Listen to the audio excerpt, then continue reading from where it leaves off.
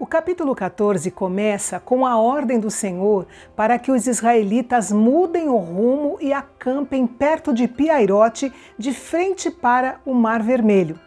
Uma informação importante aqui é que a Península do Sinai era um território controlado pelo Egito. Por isso, até que Israel cruzasse o Sinai ou para o leste da Península Arábica ou para a terra de Canaã, ao norte, eles ainda estavam em território egípcio, o que os tornava um alvo fácil e de direito para o faraó. Chegou então aos ouvidos do faraó a notícia de que Israel parecia estar confuso na sua rota. Pela posição em que eles estavam acampados, era uma área que, do ponto de vista estratégico-militar, eles não tinham para onde escapar. Então o faraó enviou seu exército atrás deles. Com certeza, a intenção dele não era destruir Israel, mas sim fazê-los voltar para o Egito para continuar sendo escravos. Ele ordenou que fossem usados todos os seus carros e conduziu a sua própria carruagem real na perseguição ao povo de Israel. Mais uma vez, o Senhor havia endurecido o coração do faraó para punir de uma vez por todas eles e os egípcios. E ele sabia exatamente onde encontrar os israelitas, acampados à beira-mar, para onde o Senhor estrategicamente os havia levado. Provavelmente foi um pouco antes do pôr do sol que os sentinelas do povo de Israel enxergaram o exército egípcio à distância. Ficaram desesperados e começaram a murmurar contra Moisés. Esse fato introduz aquilo que se mostraria um padrão decepcionante de comportamento entre o povo de Israel até chegar em Canaã. E antes que nós comecemos a criticar os israelitas, talvez nós devêssemos examinar o nosso próprio coração, pelas muitas vezes que ficamos insatisfeitos com a vontade de Deus diante de alguma decepção ou algum desconforto. Quando nós esquecemos as promessas de Deus, nós começamos a imaginar as mais terríveis possibilidades. A incredulidade consegue apagar da nossa memória todas as demonstrações que nós vimos do grande poder de Deus e todos os exemplos que nós conhecemos da sua fidelidade. E assim nós acabamos dando lugar à ansiedade e à descrença. E agora lá estava Moisés, parado na frente dos murmuradores. Mas ele foi destemido. Ele disse: "Não tenham medo, fiquem quietos e vejam o livramento do Senhor." E depois de clamar a Deus, Deus lhe disse: "Diga aos filhos de Israel que marchem. E você, Moisés, levante a vara e estenda a sua mão."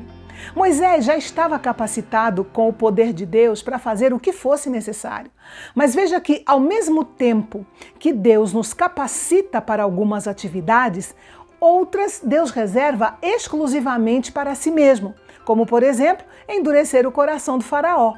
E nós temos que manter isso na nossa mente, principalmente quando nós estivermos falando do Evangelho para as pessoas. Deus nunca nos capacitará para mudar o coração humano. Nós não podemos amolecer ou endurecer um coração. O nosso trabalho é falar e demonstrar com as nossas vidas a verdade do Evangelho de Jesus Cristo. Bem, o que aconteceu em seguida foi que o anjo que ia na frente do povo mudou de posição e se colocou atrás, entre o povo de Israel e o exército egípcio. O mesmo aconteceu com a coluna de nuvem. Ela foi posicionada de modo que, para os egípcios, a nuvem era escuridão, mas para Israel era luz. O interessante é que essa escuridão e essa luz vinham da mesma fonte. Para aqueles que se opõem ao Senhor, escuridão e morte, mas para aqueles que são seus, luz e vida. E então chegou o momento do clímax dessa batalha entre Deus e o faraó. Israel estava preso em uma praia enorme, tendo apenas o Mar Vermelho à sua frente e se preparando para o pior, para o luto ou para o retorno à escravidão. Moisés então estendeu suas mãos e o processo de dividir o mar profundo que bloqueava o caminho dos israelitas começou. A Bíblia diz que um vento leste começou a soprar e soprou a noite todinha, dividindo as águas, formando paredes de água na direita e na esquerda. O fundo do mar secou, ficando firme e acessível para que os israelitas pudessem passar. E essa passagem durou várias horas, porque era uma multidão de pessoas para percorrer uma distância de mais ou menos 13 quilômetros. Mas depois que o povo estava seguro do outro lado, Deus iluminou a escuridão que até então estava imobilizando os egípcios. E quando eles descobriram o que havia acontecido, entraram mar adentro para tentar alcançar o povo. Mas as águas voltaram e todos os soldados egípcios morreram afogados.